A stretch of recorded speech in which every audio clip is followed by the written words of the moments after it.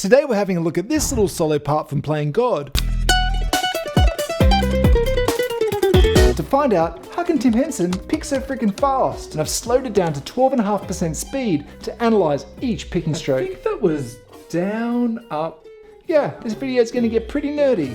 I'll break down the 4 most common picking challenges and show how Tim Henson overcomes each with his hyper-efficient picking technique. And hopefully that can help you if you want to boost your own speed. So consider this an intro to Tim Henson speed picking 101. Point 0.5. Before diving in, it's important to point out that Tim Henson's practiced a lot. As a teenager, his friend Alvin Chow remembers him practicing for 12 hours a day. However, whilst sheer volumes of practice will get you far, without great technique, you eventually hit a ceiling. This ceiling is admittedly very high, and you can play the vast majority of songs, but if you want to play virtuosic solos, like Playing God, you're not going to do it with bad technique.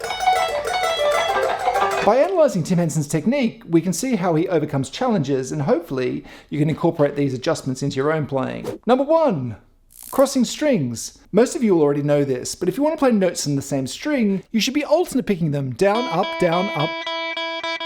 And later I'll show you a way that Tim Henson uses playing notes in the same string to boost his speed. But moving between strings is the first challenge that speed pickers run into. And there are 2 solutions to this: alternate picking and economy picking. With alternate picking, this involves a strict down-up motion for each note. So if I'm playing these notes, over 2 strings I'll go down, up, or potentially up, down.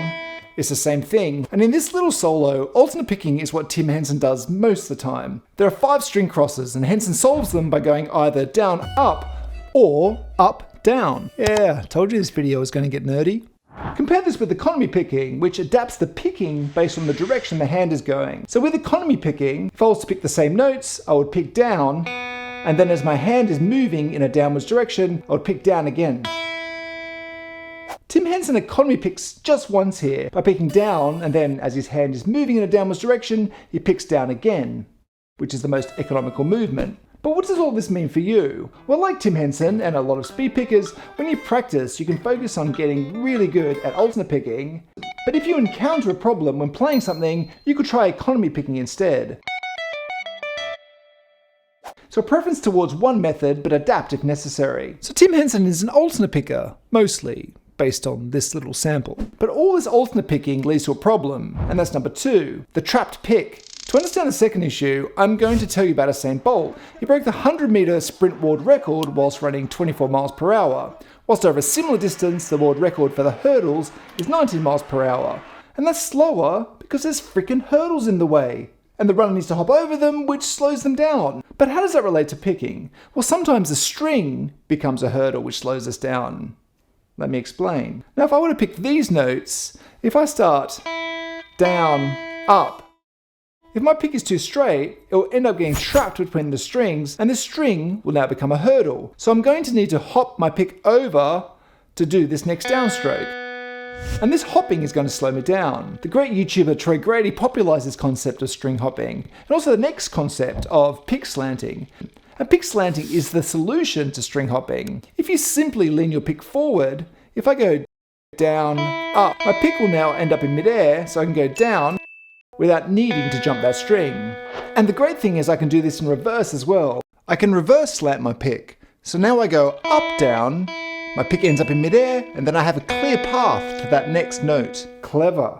If you look at Tim Henson's video, you'll see that it appears that he's leaning his pick forward a bit at the start to achieve this fast alternate picking. But as he plays through the solo, you can't see him making large pick slanting movements. But it's also true that he's not having to do any string hopping. So how does he do that? Well, that's number 3. Number 3, hand position. So this is one of my earlier attempts at the solo, and it's horrible. You suck! But can you spot a big difference between how I'm playing it and how Tim Henson's playing it?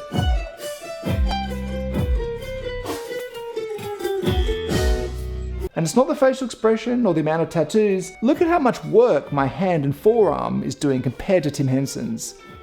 Only his wrist is moving. For his solo, he plants his palm on the lower strings, and this establishes the wrist as a pivot point, and all the picking is coming from there. And this allows his elbow and forearm to remain completely still. And what's going on with my playing? Because I haven't established the wrist as a pivot point, This means my picking is coming from both the wrist as well as the elbow, which is far more fatiguing and inefficient. But more importantly, he can move faster because he only needs to move one joint, his wrist. But how does he achieve the pick slanting when his movements are so small? Now you can't see it from the video, but I think there's a very slight backwards slant to his wrist when he places the palm on the strings. So his pick will have a natural slant to it. And due to all his practice, he has the ability to just barely clear the strings. And I think his thumb and index are doing a little bit of movement to assist this slanting. So here's where I'm currently at 90% speed. I've established the pivot point as well as a backward slant, and I'm finding that I'm clearing the strings with far less effort. Number 4, fatigue. But moving between strings is awkward, fatiguing work. So to get rid of the problem of moving between strings, just don't move between the strings at all, mate. And in this part of the solo, Tim Henson does that. In this part, there's only very few movements between the strings, which gives a speed boost because there's no string hopping hurdles in the way. This is similar in a way, but not exactly the same, as the tremolo picking that Eddie Van Halen used in the Distant Past of 1978. We played lots of notes on the same string. And with that tremolo technique, you can play notes really fast. But in that case, Van Halen's not fretting individual notes like Tim Henson is. Also from a fretting point of view, there's a slight speed boost in this part because he's playing chromatic notes, that is notes that come one after another. So he's playing repeated chromatic patterns by playing 2-1-3-2-1, 2-1-4-3-2-1. And that's a slightly easier succession of notes to play from a muscle memory point of view. I know a common criticism of Polyphia's music is that there are too many notes and it's not musical, and Tim Henson has mentioned that he likes to flex. My whole philosophy on making riffs is just, starting simple and then flexing as you go. But in this little solo, I think playing chromatic notes does give a cool neoclassical sort of vibe, and I like it. And if you want to see how you can get better finger control, I'll check out this video next.